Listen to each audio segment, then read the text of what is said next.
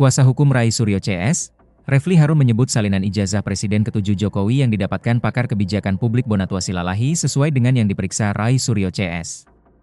Hal ini disampaikan Refli Harun saat tiba di Mapolda Metro Jaya, Jakarta Selatan pada Selasa 10 Februari 2026. Refli menegaskan bahwa hasil ini berdasarkan hasil pengamatan dan penelitian. Refli Harun juga menegaskan, nantinya Bonatua Silalahi akan menjadi saksi ahli dalam kasus ijazah Jokowi.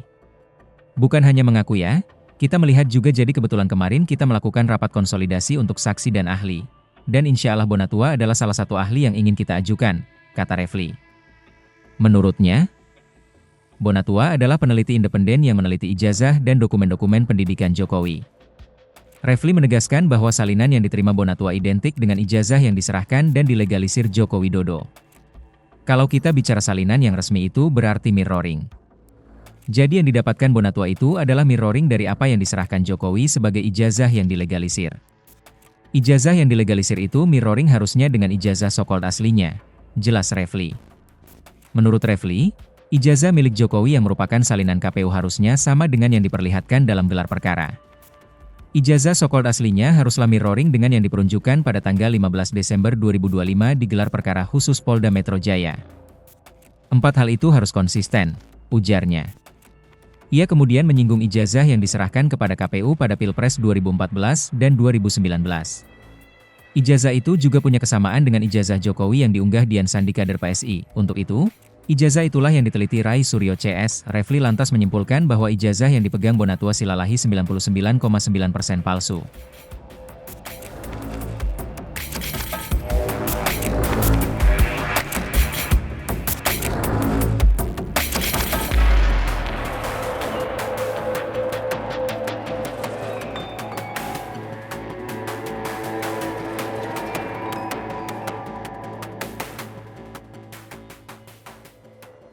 Rai Suryo, Rismon Hasiholan dan Dr. Tifauziah Tiasuma, Dr. Tifa, selaku pemohon uji materi terhadap Kitab Undang-Undang Hukum Pidana, KUHP, dan Undang-Undang Informasi dan Transaksi Elektronik, ITE, menjalani persidangan perdana di Mahkamah Konstitusi, MK, pada Selasa 10 Februari 2026.